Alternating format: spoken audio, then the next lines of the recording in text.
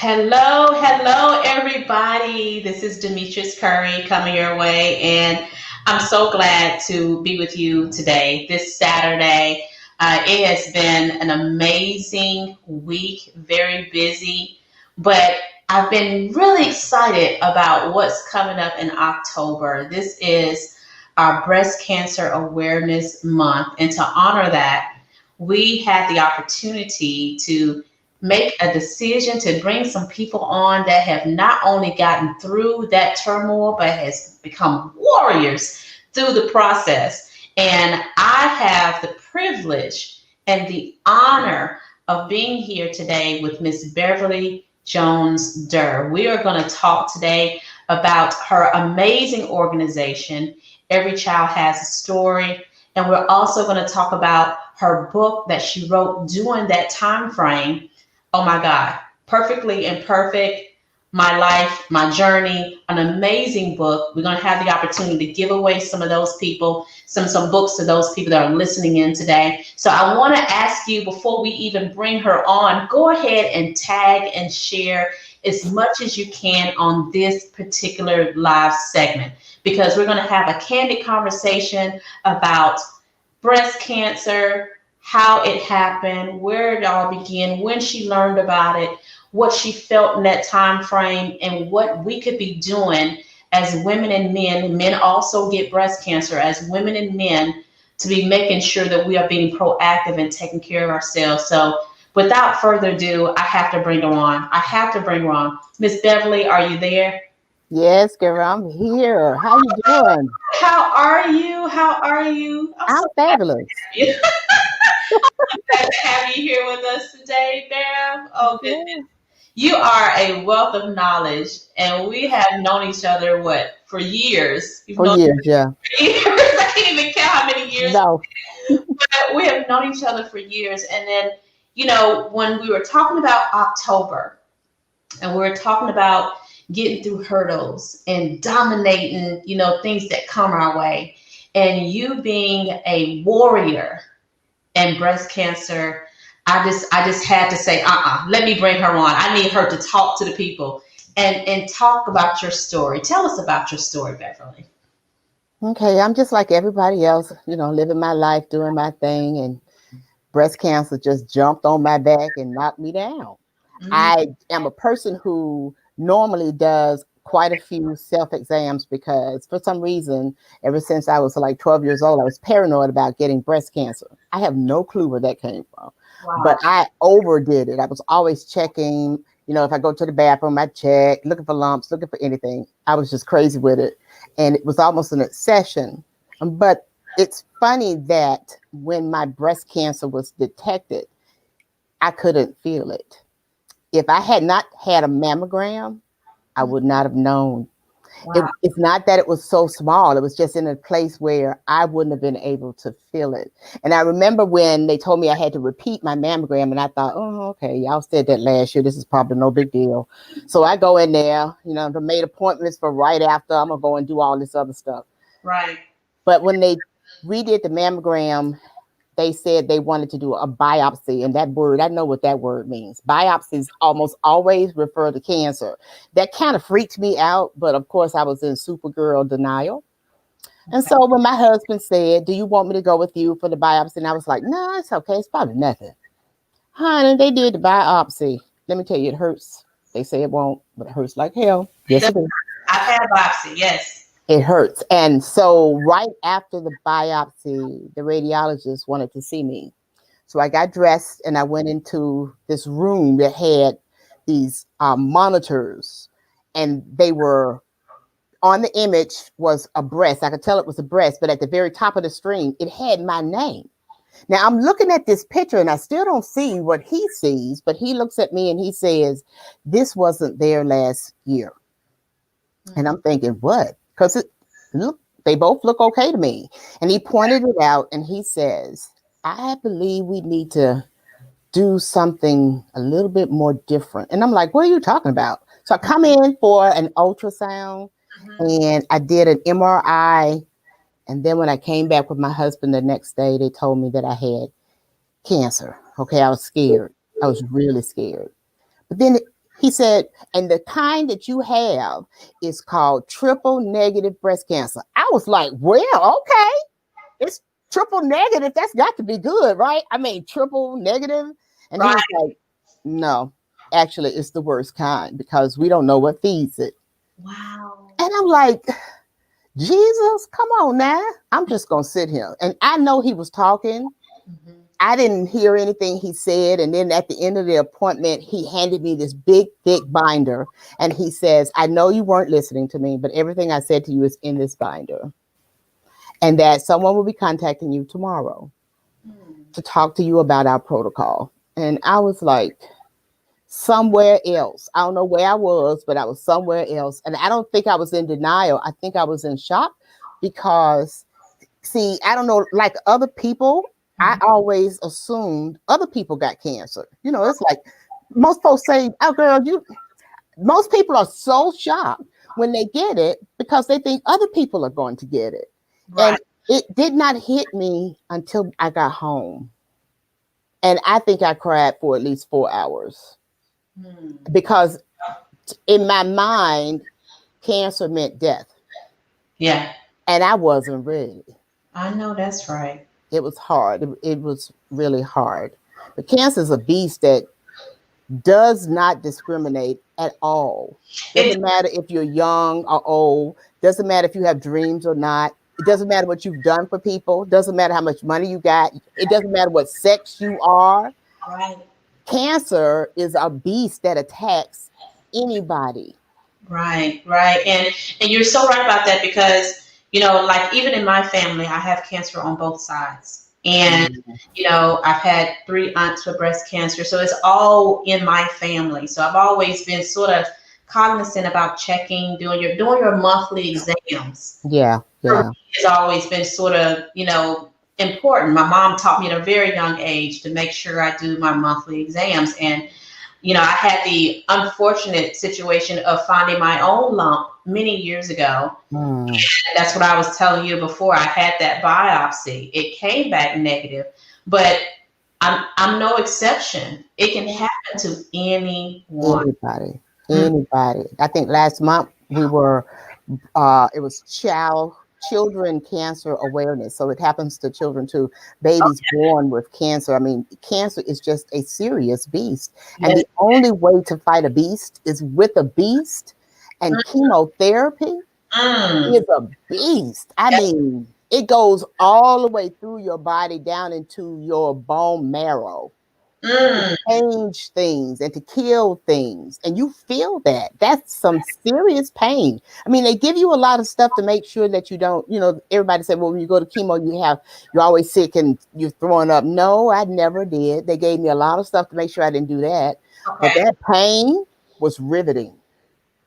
I mean, the kind of pain where you hurt so bad your body's shaking and your teeth are chattering, that kind of pain. And all you can do is take medicine and sleep and sleep and sleep. And I didn't want to eat. I had sores in my mouth.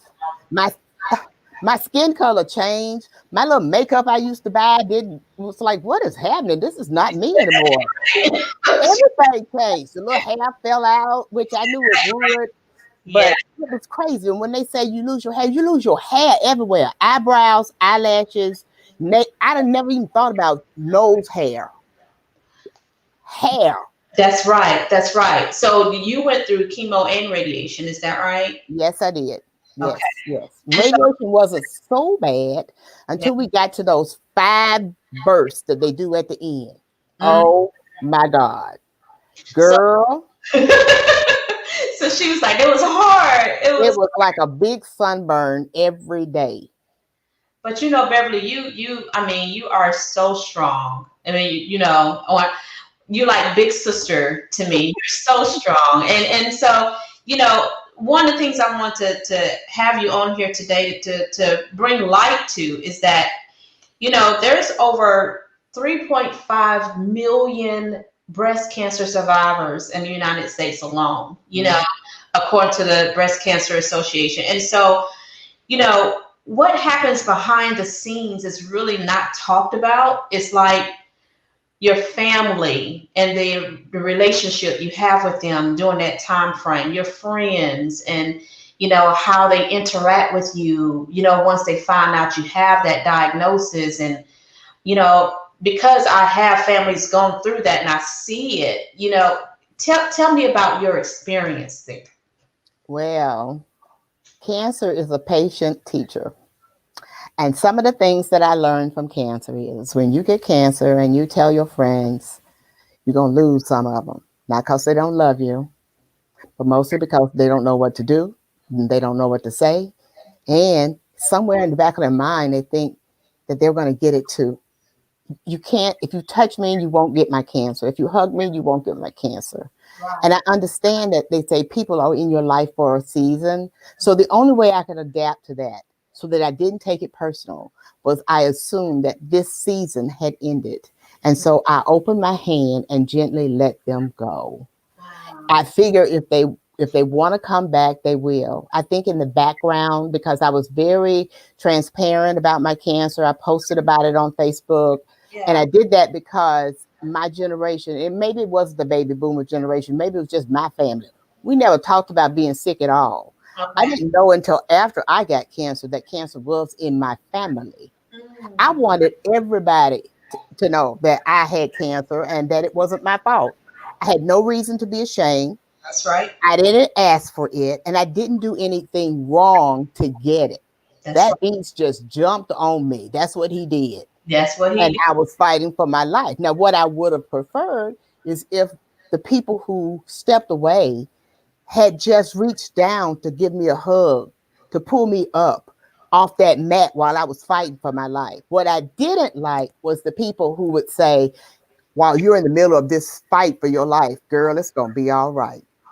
Mm. All you got to do is pray. Okay, I'm getting ready to beat you down because I I'm in the middle of all of this, and you telling me it's going to be okay. So Yeah. what time is it going to be okay? That's what I want to know. And that's hard to receive when Yes. telling you it's going to be okay, but you're the one that's fighting that fight. And you don't know if Yeah. it's going to be okay. So I'm like, stop. I don't even want to hear that. Yeah. Don't, that's not what I need to hear. Maybe you just need to stop talking and let me talk. And I understand that people don't know what to say. Yeah. I understand because I think I've been in that position and I didn't know what to say either. And I think that's what it is that Mhm. you don't know what to say, but they want to be encouraging, They want to be but they don't know what to say or right, make, right. make it any better. And I say, if you don't know what to say, then be silent Hmm. or ask, what can I do? What can I do? What can I do? And let the person tell you what they need. And if you can provide that, provide it. If Yeah. you know someone else who can, refer them. But Mm, you don't have to have all the answers because they don't have all the answers. that's right. That's right. During this time frame when you were going through your chemo, and this was what, last year, Yes. most of the chemo, and you finished your last treatment not too long ago. December 4th on my son's birthday. December 4th. Yes, I'm telling you. But you pulled yourself together and you had to put your thoughts down on paper. Mm-hmm. And when you decided to write your book, Perfectly Imperfect, I love that title. Love that title. Well, I'm gonna tell you the truth. I didn't decide to write the book. It was given to you. It was Jesus. I Okay, knew. and I know it was Jesus because every morning I woke up at exactly 2:30, and I couldn't complain about, oh, I'm still tired and I'm sleepy. I woke up with energy every morning at 2:30. The first couple of days, I was like, okay, well, Jesus, I'm gonna wait till you tell me what you want me to do because I know it's you waking me up, right?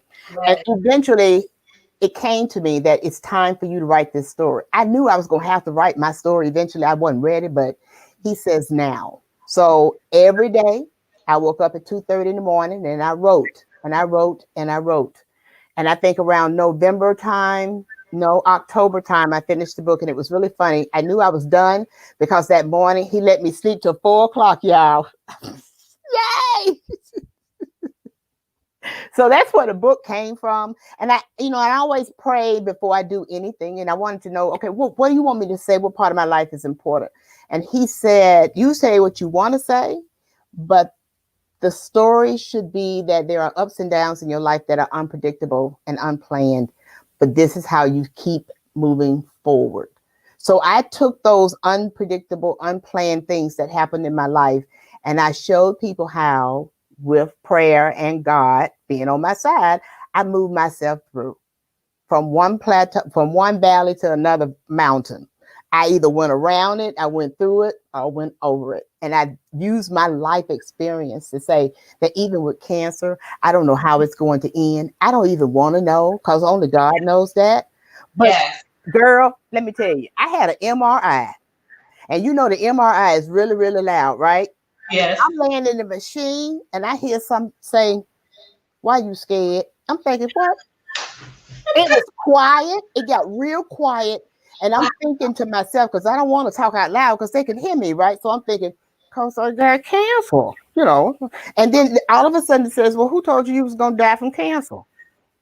Cancer's not going to kill you this time. I was like, okay. Um, After that MRI, she rolled me out. And I asked her, I said, I thought you said it was going to take 45 minutes. That girl said, you've been in there 45 minutes. I thought I had been in there 5, and all I heard was just the voice, like that conversation that you had with the Lord. yes. Honey, I skipped all the way to the car. Wow. I was like, cancer ain't gonna win. Because it was that still voice that you heard that gave Mm-hmm. peace in that moment. It said Yeah. it's gonna be all right. We shut down the MRI sound machine. I was like, yes, it's Jesus. Can't help but to know it's him. Hallelujah. Yes, honey. Only he can do something like that. Only he can do it. Only he can do it. That is simply amazing. I was talking to a good friend of mine the other day, and she has had cancer before, and she had her breath removed, and she was just saying that the cosmetic part of it afterwards of having to sort of think about reconstruction surgery Mhm. or padded bras or whatever the decision that she comes up with, it's life changing. It is. It is. Life changing. And but she said more importantly, her relationships have been altered. Altered. And from what you were just saying, that's exactly like the sounding board. I heard her say that her relationships have been altered because in a way they sort of feel a little sorry for you. It's like, no, Yeah. just Yeah. this is something that you're going to fight through. And see, on the flip side, you also find out who love you no matter what, Mm, perfect or imperfect. mm, Those relationships that you really have forged, they mm. get tighter, they get more deeper, there's more understanding.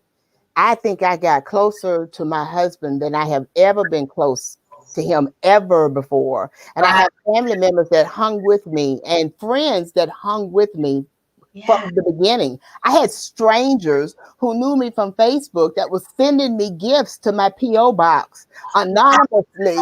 I mean, I got a box every day. My husband was like, you got a box. I was like, I don't know what this is. But they kept sending me encouraging things, and Oh, I was grateful for that. Lord, So that's a blessing. you may not have the people you want, but you're going to have the people you need because God doesn't leave you to battle alone. Ooh, that's good right there. Stay right there. Stay right there. He don't leave you. He told me he would never leave me. Oh my So you goodness. don't battle by yourself. You just don't. Look at the positive stuff and don't focus on the bad stuff. Try Yes. to stay in that positive zone because Yes. cancer don't want you in that zone. Yeah. Cancer wants you to feel sorry for yourself, to weaken your self-esteem and your confidence, and therefore weaken your mindset where the medicine, no matter how deadly it is not Yeah. going to work for you. That's right. And That's you right. got to believe you can kill this beast. And with people that are going through this right now, with ladies and men that are going through this right now, from your experience, like you just said, you can kill this beast. What encouragement would you tell them right now? I mean, what would you tell them as far as they've never battled anything quite like this before in their lives, and they're scared. What would you tell them? I would tell them that you're not alone, and to prove it to them, there are so many Facebook groups here that support your cancer battle, that are full of women who have been through exactly what you've been through. I'm Right. in a great group. I'm in a group, the Triple Negative Breast Cancer Sisters, and I'm gonna tell you, I love all of them because there is no such thing as a stupid question. Yeah. There's no such thing as a repeat question. Somebody in that group is going to answer you. And when you're feeling down, it's like, I don't know if I'm going to make it. You're going to have 15-year survivors coming on telling you, girl, yes, you can. Yes, you This can. is what happened to me. So surround yourself first with the people who are going through it, the positive ones, and Right. find a group. If not a support group, find somebody on Facebook. And then lean toward the people who lean toward you. And Mm, don't worry about the ones that walk away. there you Don't go. worry about There them. you go. See, that's what I'm talking about. And that's the truth. Lean towards those that lean towards you. Yes. And speaking of that, you have for many years you've been so passionate about working with our youth, and the Girl. babies and my babies. Mhm. Working Yes, honey. with youth, and it's so like it's a refreshment, isn't it? It's like real refreshing. It is. I draw so much energy from being around them that it's amazing. It's like, this is what keeps me young. I want some more of that. Yes, yes. And so I got ecstatic when I learned about your program with Every Child Has a Story. And I said, you know what? I got to find out what I can do to help her with this. Ah, yes. So we are a sponsor now with Every Child Has a Story. And I brought up your website because I told you I just fell in love with this young man on your site. Yes, Mr. Jaden Cooley, and Yes. he is a published author. Yes, published authors. I mean, literally, these young loves, I would like to call them, these young loves have decided to write their own books. Yeah. And with your publishing company, they have the opportunity to be young publishers. That is simply amazing. Yeah, girl. They write their own books. They become public speakers. Some of them are speaking at churches and at events. And they also are mini moguls because they start their own businesses. Yes! No. We love it. We love it. That is amazing. It's like we have the opportunity to see where they're going to be going, and it's like a blank canvas. I always say this all the time. I love to see children learning new things because it's like a blank canvas, and they have the opportunity to just put things on that canvas as they go. The things that they develop, things that they learn from being around other people that are doing what they want to do in life one day. It's just simply amazing. I had to go off to you for you and your entire team for what you're doing with Every Child Has a Story. Girl, it's all the kids. They learn how to do things, and then I put them to doing it because I want to back away from those programs and just sort of coach, because I want them to know that their possibilities are endless, that nobody can stop them. Build that self-esteem and confidence, and that's your superpower. You can do anything, go anywhere, you can be anything you want to be. Wow, wow. Let me ask you this. For those people that are listening in today, and let me remind everyone to please like, share, tag as many people as you can on this live segment. We will be giving away 3 free books. Yes, 3 free books from author Beverly Jones-Durr, and Perfectly Imperfect. And I want to make sure that we pull those names from who tags and share this particular recording. But in addition to that, I want to also talk about what you have coming up in December. Oh yeah, Giving Tuesday. Yes.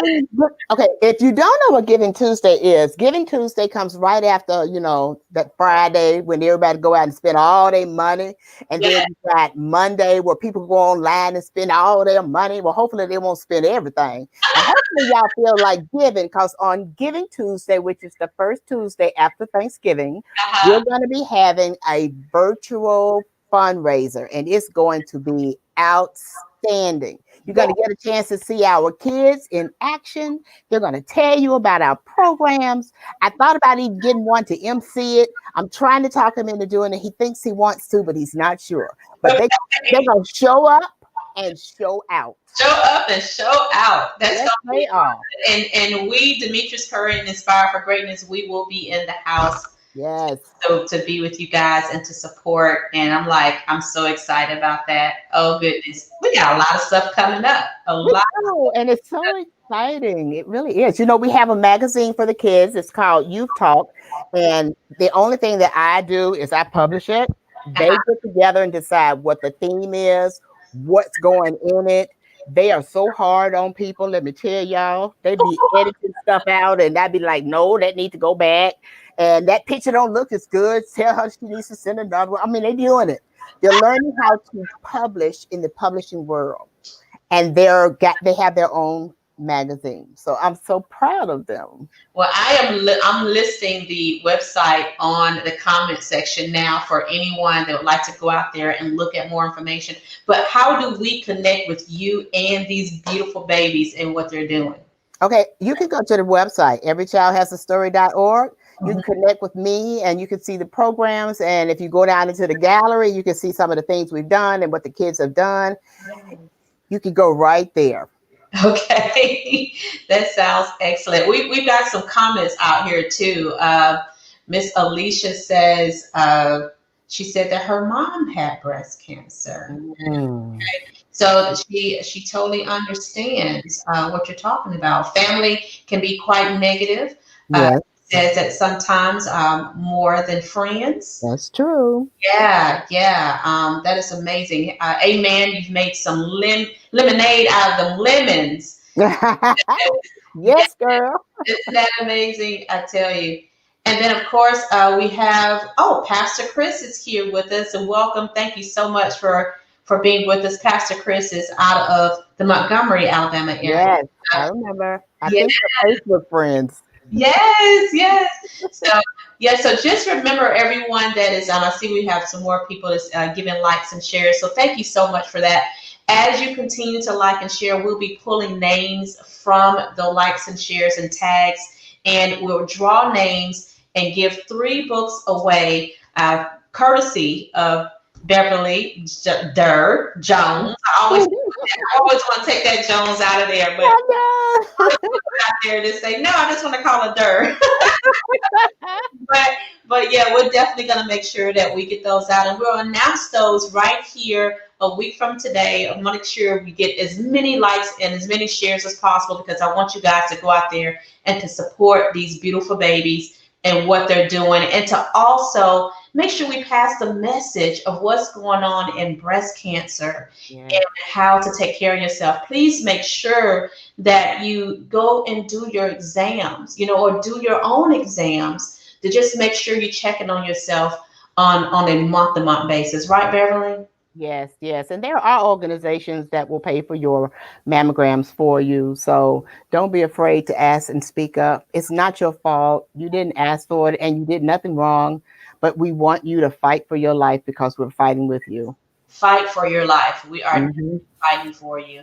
Thank you so much, Beverly, for being here with us today. I really appreciate you taking out your Saturday to be with us. Oh, by the way, did you get your walk in? Because I know you. Oh, yes. Oh, I am walking 35 miles in 31 days in support of breast cancer awareness. Woo! Each day I walk a certain amount of miles and I clock them in on the website. It's just to let people know that you need to start checking the tatas, as they like to call them. You need to check yourself. You need to go and get your exams. And like I said, there are agencies out there, nonprofit agencies, that have paid for you to get your exams and your mammograms for free. If you want to know who they are, contact me. I can give you a list. Excellent. And we're going to make sure we put your contact information in here too, because as this continues to be shared, we want to make sure they have your contact information listed on the comment section. Okay. All right. So I know, look, I'm trying to do that 35 miles. Go girl, go girl. I usually jog at least 2 miles a day, but I'm like, and I get my weekends without the weekends. So like 5 days a week, I try to get my 2 miles in. But I said, well, if I can just do 1 mile, 1.5 maybe miles a day, I would meet that goal. So Well, my goal is 7,000 steps a day. ooh. So I'm gonna have more than 35 miles. I'm probably have about 60. You're gonna be super fine. You're gonna be super I'm walking for other folks. but you're walking for everybody else. And so Yes. yeah, and you're walking for the people that right now can't walk for themselves. Right, So exactly. wonderful, wonderful. We love you so much, Bev. Thank you We so love much you for too. being here with us today. Thank you for asking me. No problem, no problem. Thank you, everybody that had the opportunity to spend your Saturday with you. And look, we got lots of things to share coming up this particular month in October. We are going to share some more information also on domestic violence as well. Domestic violence for the month of October is also a big month of talking about it, recognition, awareness. We want to make sure that we touch on that particular area of importance as well. So once again, have a wonderful, wonderful day with your families. See you soon. All right. Talk to you later. Bye bye.